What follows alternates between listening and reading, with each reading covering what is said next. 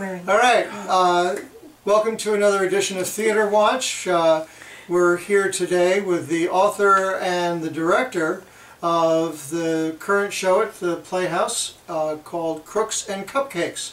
We have Donna Jean and Richard Fowler. So we have a rose between two thorns.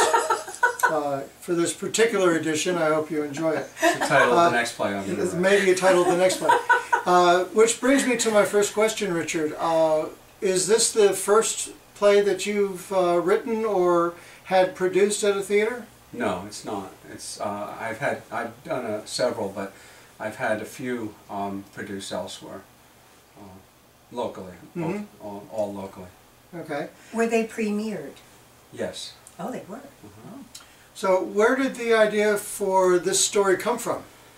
I'm not sure where it came from. It was just kind of a flash of inspiration. I was on a roll, writing a couple others at the same, having just finished one, and I had an idea for another one, which I did write subsequently.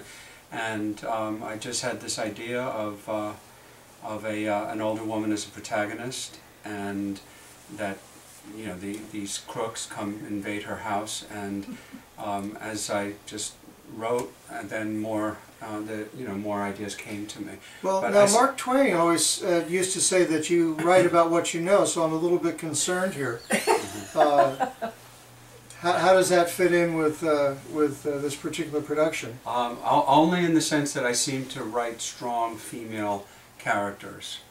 After I've looked at my stuff, I've realized that at one point it just came to me that I write strong female characters. His wife seems to be a strong female okay. person, All right? right? Good. Yeah.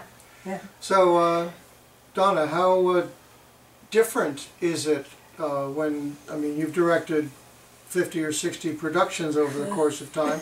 How different is it having the director right there at your right hand, kind of composing as we go along? Or? We've done a few rewrites. We've discussed the reason behind certain lines and perhaps changed them.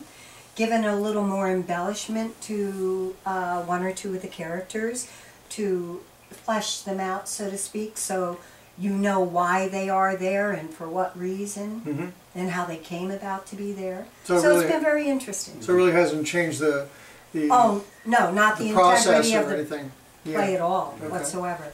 And when I spoke to Joe initially, Joe, Donna's husband, he was a little concerned that the play might not be long enough, and I was too. In fact, I offered that to him. I said, I think I might need to embellish it. He asked me how, and I told him. And so I came to the read-through prepared with some ideas of places where I could embellish and lengthen it, and showed them to Donna, and she liked it. So that's all worked out. That's how that evolved. Yeah, it seems to be running perfect time.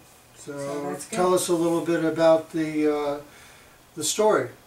The story is a grandmother and a grandson.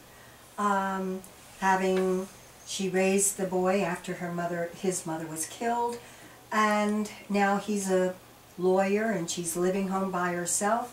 Her grandson wants her to sell the house, so it's up for sale. Two gentlemen come.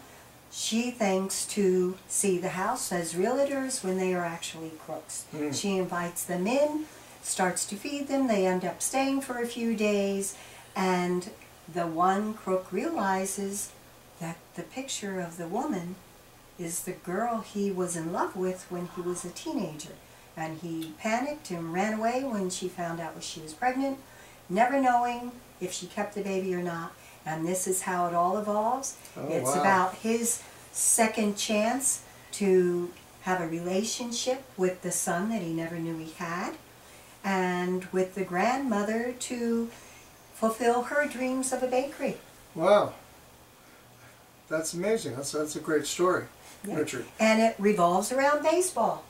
Well, this is perfect. This is certainly the right time of year to be talking about baseball. Anything that doesn't involve snow is okay with me.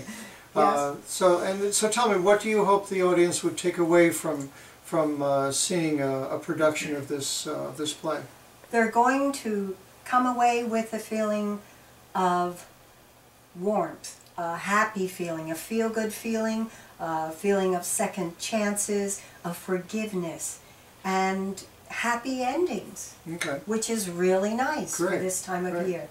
Yeah, And as a comedy should have. it's a dramedy. A dramedy. It's a Right. dramedy. It's a dramedy, but Yeah, uh, a light and happy ending. yeah. Yes, Yes. yes. Right, right. Yeah. All right, sounds wonderful.